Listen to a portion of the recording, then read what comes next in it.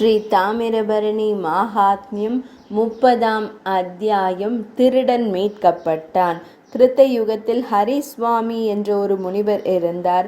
அவர் தனது மனைவியை தனது மகனிடம் ஒப்படைத்துவிட்டு வானப்பிரஸ்தாசிரமத்தை ஏற்றுக்கொண்டு தாமிரபரணி நதியின் வடக்கு கரையில் தவம் செய்ய சென்றார். ஒருமுறை யாக்ஞவல்கிய முனிவர் ஆசிரமத்தில் வருணரிடமிருந்து ஒரு சிறப்பு உர்வருக விதையை பெற்றார். அவர் தனது தோட்டத்தில் விதையை நட்டார்.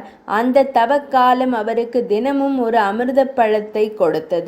பானுசித்தன் என்ற வேதங்களில் தேர்ச்சி பெற்ற ஒரு பிராமணர் ஒரு முறை அவரை சந்தித்து அவரது ஆசிரமத்தில் தங்கி தாமிரபரணி நதியில் நீராடி சடங்குகளை செய்து உர்வருக பழத்தை உட்கொண்டார். மறுநாள் காலையில் அவர் ஆசிரமத்தை விட்டு வெளியேறும்போது உர்வருக படற்கொடியில் பழத்தை கண்டு அதை பறித்து இல்லத்திற்கு சென்றார். ஹரிசுவாமி மதிய உணவிற்கு பழத்தை தேடினார். அதை காணவில்லை.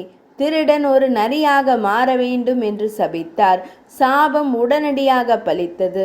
பானுசித்தன் நரியாக மாறி ஹரிசுவாமியிடம் விரைந்து சென்று அவரது திருப்பாதம் பணிந்து கருணை கோரினார். இப்போதுதான் ஹரிசுவாமிக்கு பானுசித்தனை சபித்ததாக தெரிய வந்தது. அவரை ஆறுதல் படுத்தி அவரது ஆசிரமத்திற்கு அருகில் ஒரு குகையில் தங்கி சிவனிலும் ஈஸ்வரியினிலும் பக்தியை வளர்த்து கொள்ள கூறினார்.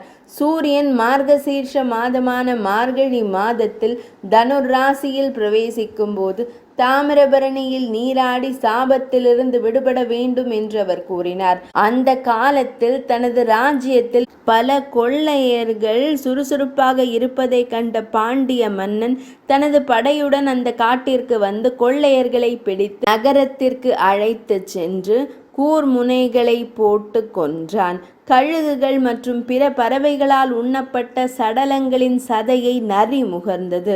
அது அங்கு பறந்து சென்று அந்த பயங்கரமான காட்சியை கண்டது. அது சாபத்தால் ஏற்பட்ட ஒரு நரி. ஆனால் உண்மையில் வேதங்களில் தேர்ச்சி பெற்ற ஒரு பிராமணன் என்பதை அது திடீரென்று நினைவு கூர்ந்தது. அது எண்ணியது, நான் மேலும் கீழே விழுவதற்கு பதிலாக என்னை உயர்த்த வேண்டும். நான் எப்போதும் இந்த திருடர்களுக்கு புரோகிதனாக இருந்தேன். அவர்களின் பணத்தில் என்னை வளர்த்து கொண்டேன். நான் அவர்களை நல்ல நிலைக்கு கொண்டு வந்து அந்த கடலிலிருந்து விடுபடுவேன். தரையில் கிடந்த சடலங்களின் எலும்புகளை நரி எடுத்து புனிதமான தாமிரபரணி நதியில் மூழ்கடித்தது. அது ஆற்றில் நீராடிவிட்டு குகைக்கு திரும்பியது. அந்த நேரத்தில் நரகங்களால் துன்பப்பட்ட கொள்ளையர்கள் மன்மதன் போன்ற அழகான வடிவங்களுடனும் சூரியனின் பிரகாசத்துடனும் வெளிவந்து விமானங்களில் ஏறினர். அவர்கள் விமானங்களில் நரி இருந்த இடத்திற்கு வந்து அதையும் சுத்திகரித்துவிட்டு ஸ்வர்க்கத்திற்கு சென்றனர். 30ஆம் அத்தியாயம் நிறைவடைந்தது.